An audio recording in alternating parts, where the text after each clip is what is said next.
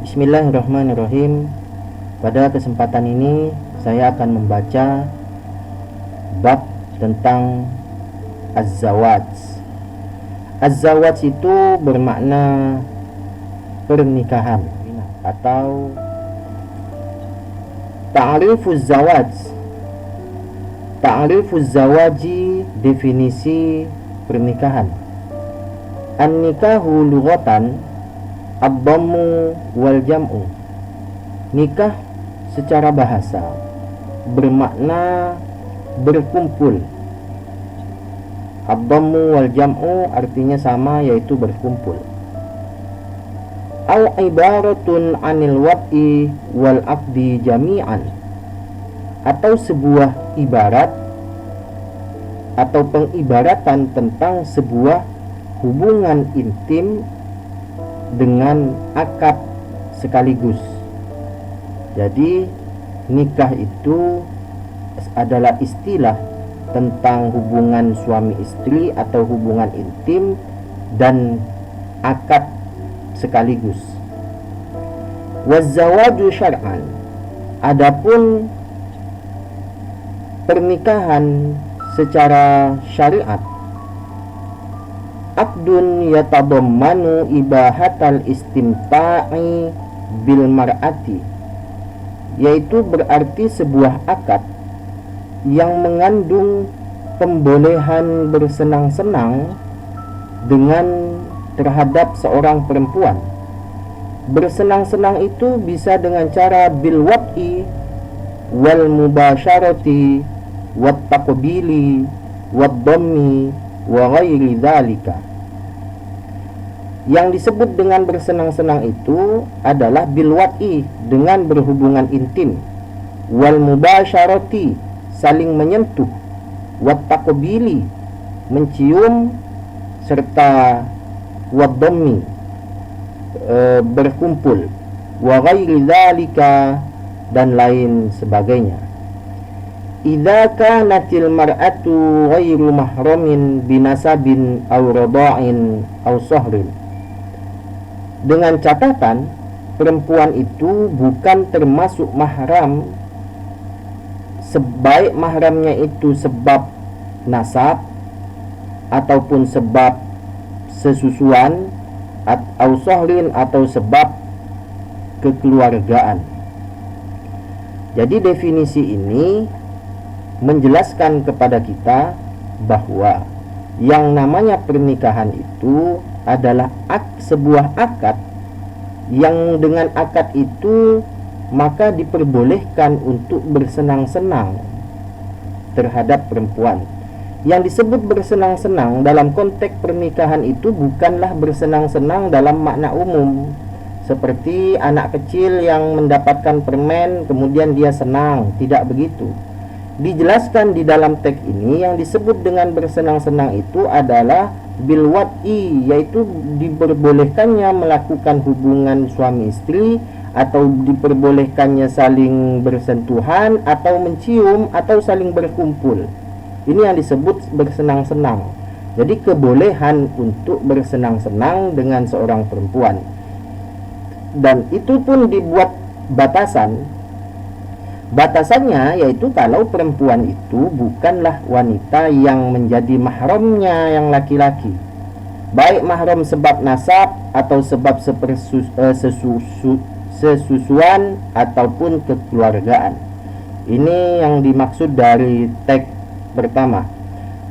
Aw huwa aqdun wada'ahu syari'u liyufida milka istimta'i rajuli bil mar'ati. Aw huwa, atau bisa juga diartikan pernikahan itu adalah sebuah aqdun, sebuah akad, wada'ahu syari'u, yang telah ditetapkan oleh syariat, liyufida milka istimta'i rajuli, yang memberikan hak kepemilikan bagi laki-laki untuk bersenang-senang terhadap seorang perempuan, dan wahillu istimta'il mar'ati bil rajuli, dan menghalalkannya seorang perempuan untuk bersenang-senang dengan seorang laki-laki. Nah, dari maksudnya akad nikah itu adalah sesuatu yang ditetapkan oleh syariat, yang mana dengannya laki-laki itu bisa mempunyai hak untuk bersenang-senang dengan seorang perempuan. Sedangkan bagi seorang perempuan dengan akad nikah itu dia boleh bersenang-senang dengan sang suaminya atau dengan yang laki-laki. Ai maksudnya anna asar hadzal aqdi bin nisbati lil rajuli, sesungguhnya dampak dari akad ini atau akad nikah ini bin nisbati lil rajuli, jika dikaitkan dengan sang laki-laki, yufidu al milkal khassa, memberikan faidah, memberikan makna kepemilikan khusus bihi, terhadap seorang laki-laki. Fala yahillu, maka tidak halal li ahadin, bagi orang lain, ghairuhu, selain laki-laki yang pertama. Artinya bahwa dilihat dari sisi laki-laki, akad nikah itu dampaknya bagi laki-laki menjadi dia mempunyai hak khusus terhadap seorang perempuan, yang mana dengan adanya hak khusus itu laki-laki lain tidak boleh untuk mendapatkan hak yang sama dengan laki-laki itu. Jadi dilihat dari aspek laki-laki, dilihat dari sisi yang laki-laki, akad nikah itu bermakna al-milkul khas, kepemilikan khusus. Wa amma asaruhu bin nisbati lil mar'ati fahuwa hillul istimta'i.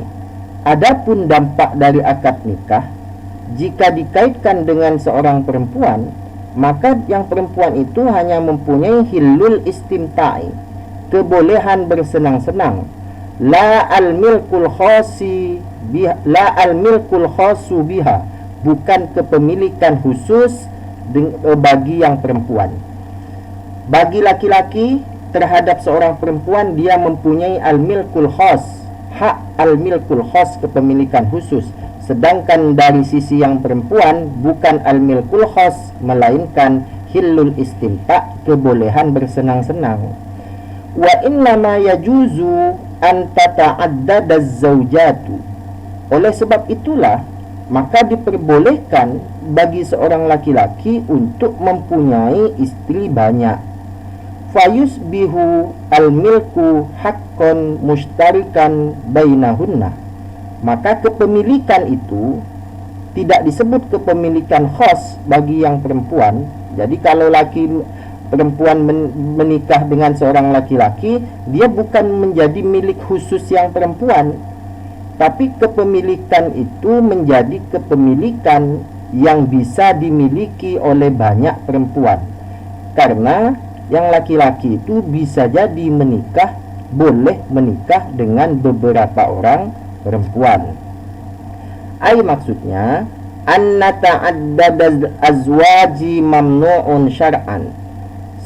Maksudnya bahwa menikah dengan banyak laki-laki itu tidak diperbolehkan oleh syariat, atau poliandri itu tidak boleh.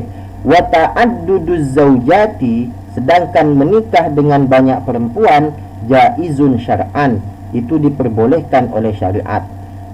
Atau poligami itu boleh, sedangkan poliandri itu tidak boleh. Ini yang dimaksud dengan teks. Maka oleh sebab itu laki-laki ketika menikah dengan yang perempuan, dia mempunyai hak milkul khas, kepemilikan yang khusus, sehingga tak boleh ada laki-laki lain yang memiliki hal yang sama. Sedangkan bagi yang perempuan, dia hanya mempunyai hillul istimta', kehalalan bersenang-senang dengan sang suami itu. Artinya hanya kehalalan, bukan kepemilikan khusus. Sebab bisa jadi yang laki-laki itu menikah dengan perempuan lain atau melakukan poligami. Ini yang dimaksud dengan al-milkul khas, dengan yang bagi yang perempuan hillul istimta'. Jadi milkul khas bagi yang laki-laki, hillul istimta' itu dari sisi yang perempuan. Hal yuradu syar'an bin nikahi al-wat'u awil aqdu.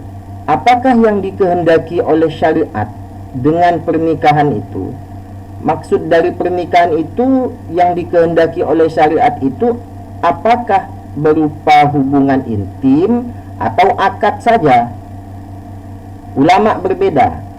An-nikahu inda ahlil usuli wal lughati haqiqatun fil wat'i.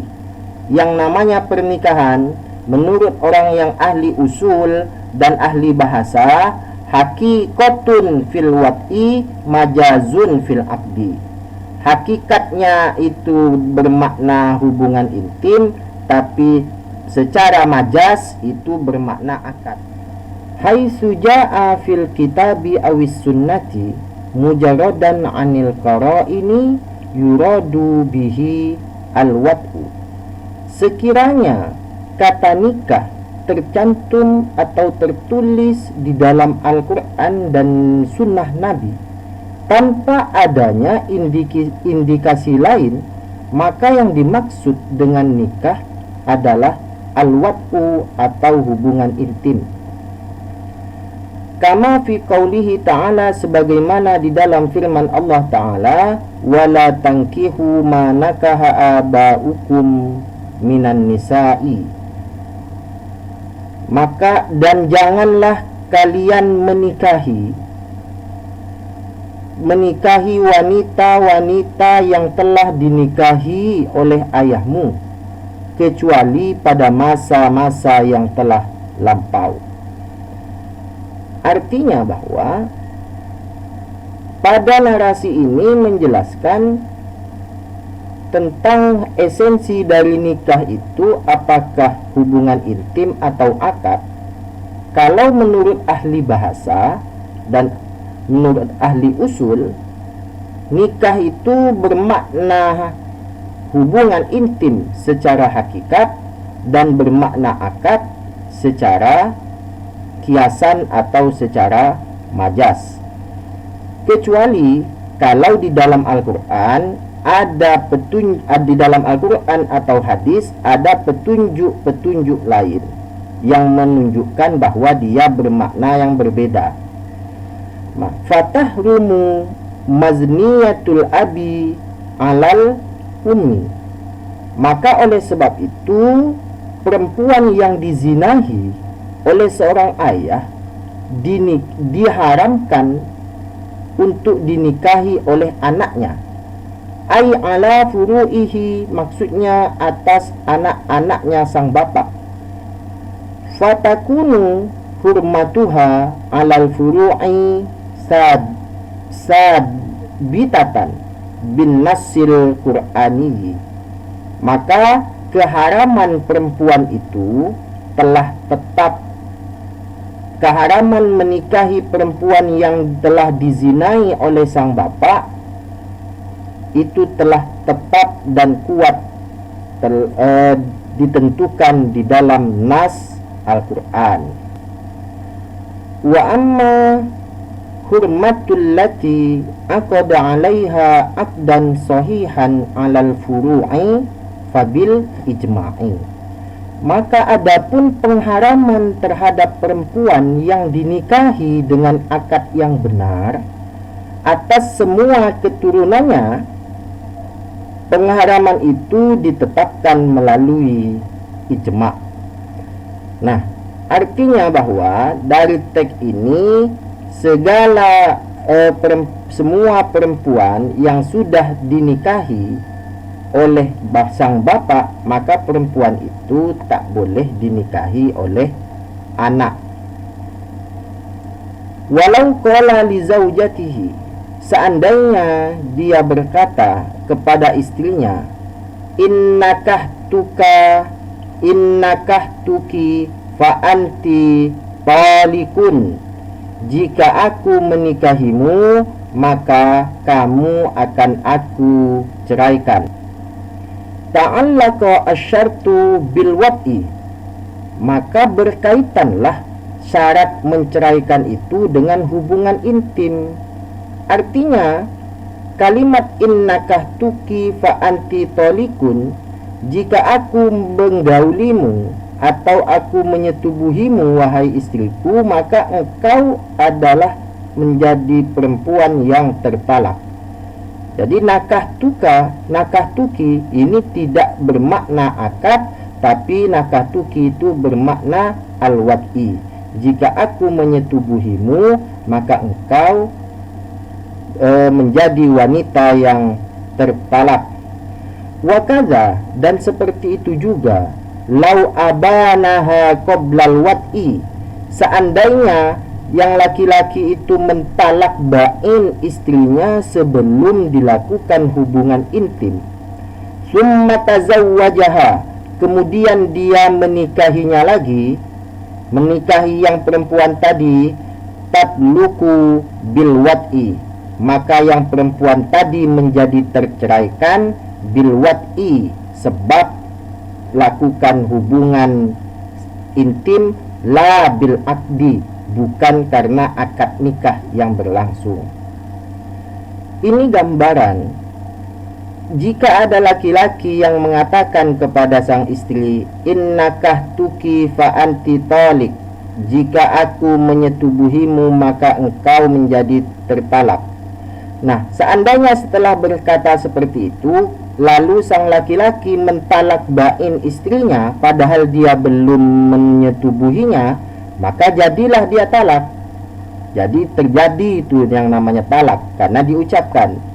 Nah, kemudian dia kawin lagi dengan perempuan tadi itu, dia rujuk lagi dengan istrinya, kemudian dia menyetubuhi istrinya atau berhubungan intim dengan istrinya itu, maka ucapan yang pertama ini masih berlaku. Berarti sang istri tadi menjadi tertalak lagi sebab dia melakukan hubungan intim dengan suaminya, bukan karena akad. Jadi kalimat innakah tuki ini bukan bermakna akad, tapi dia bermakna hubungan intim. Inilah yang dimaksud dengan hakikat dalam sebuah pernikahan adalah hubungan intim.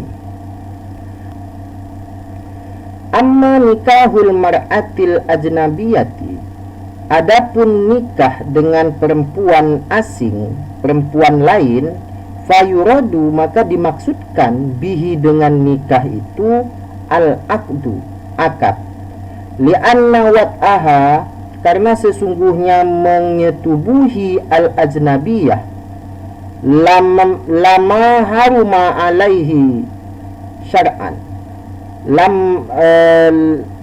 lama haruma itu menjadi haram alaihi bagi yang laki-laki syar'an secara syariat, kanatil haqiqatu mahjuratan, maka makna hakikat dalam pengertian ini menjadi terhalang. Sedangkan kata ayyana al-majazu, menjadi jelaslah bahwa nikah, makna nikah bagi seorang perempuan lain itu bermakna majaz. Artinya kata nikah jika itu diungkapkan kepada perempuan lain itu bermakna akad. Tapi jika kata nikah itu diungkapkan kepada sang perempuan atau kepada istrinya, maka itu bermakna hubungan intim. Itu begitu ya. Jadi ada dua makna. Satu bermakna hubungan intim, yang kedua bermakna akad. Yang hubungan intim itu makna hakikat, sedangkan makna akad itu makna kiasan. Dia akan bermakna hakikat, bermakna hubungan intim jika nikah itu dikaitkan, diungkapkan kepada sang istrinya. Tapi kalau dia diungkapkan atau diucapkan kepada perempuan lain, maka dia bermakna akad. Jadi kalau ada laki-laki mahasiswa berkata kepada mahasiswi, maukah engkau menikah denganku, itu berarti bermakna majaz, bermakna akad, bukan bermakna hubungan intim. Kenapa? Karena dia masih al-ajnabiyah. Perempuan atau mahasiswi tadi masih ajnabiyah, belum menjadi istrinya. Tapi kalau ada suami mengucapkan kepada istrinya, bahwa adik maukah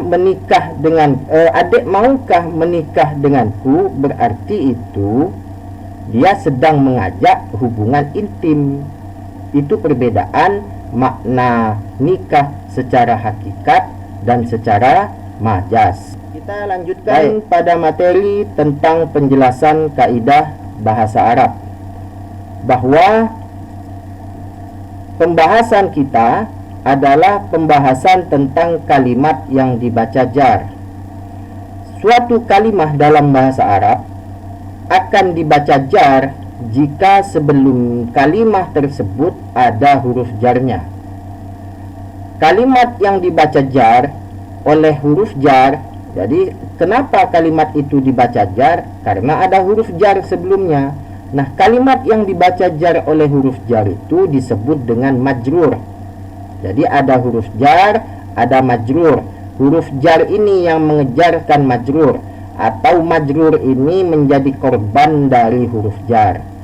Maka oleh sebab itu Anda wajib tahu dan mengenal macam-macam huruf jar.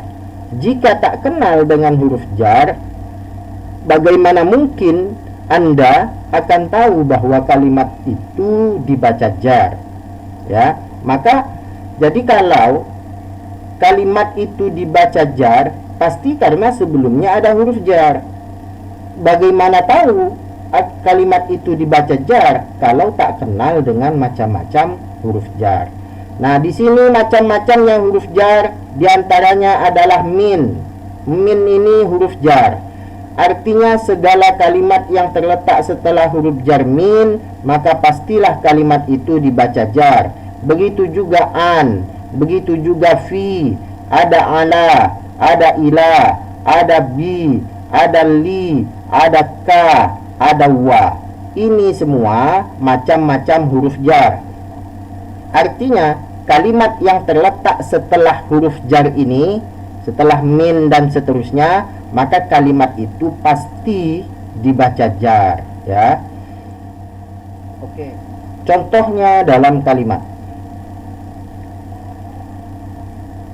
Contoh yang pertama, bima ghafarali rabbi wa ja'alani minal mukramina. Al-mukramina ini dibaca jar karena sebelumnya ada huruf jar min. Jadi min ini huruf jar. Berarti al-mukramina yang terletak setelah min, dia pun disebut dengan dibaca jar. Wa kullu fi falaki yasbahuna. Fi huruf jar, berarti falakin karena terletak setelah huruf jar fi, maka falakin ini dibaca jar, atau istilah tadi disebut dengan majrur. Awalaisa alladzi khalaqas samawati wal arda biqadirin. Bi itu huruf jar, berarti qadirin dia majrur atau dibaca jar. Wala tus'alu an ashabil jahimi. Ashabi dibaca jar karena sebelumnya ada huruf jar yaitu an. Illa rahmatan minna wa mata'an ila hinin. Hinin dibaca jar karena sebelumnya ada huruf jar ila. Ala siratin mustaqim. Ala ini huruf jar, berarti siratin dibaca jar karena sebelumnya ada ala. Nah, kalian lihat kalimat yang bergaris bawah dari contoh di atas, itu semuanya adalah huruf jar dan majrurnya. Untuk mengetahui kalimat itu dibaca jar atau tidak, cukup dengan melihat ada atau tidaknya huruf jar, bukan dengan melihat harokat huruf terakhir dari kalimat tersebut. Jadi inilah kaidah bahasa Arab tentang. Baik adik-adik sekalian, demikian qiraatul kutub al-fiqhiyah bab az-zawaj. Mudah-mudahan bisa menjadi gambaran, bisa menjadi pelajaran bagi kalian semua. Saya akhirul kalam. Assalamualaikum warahmatullahi wabarakatuh.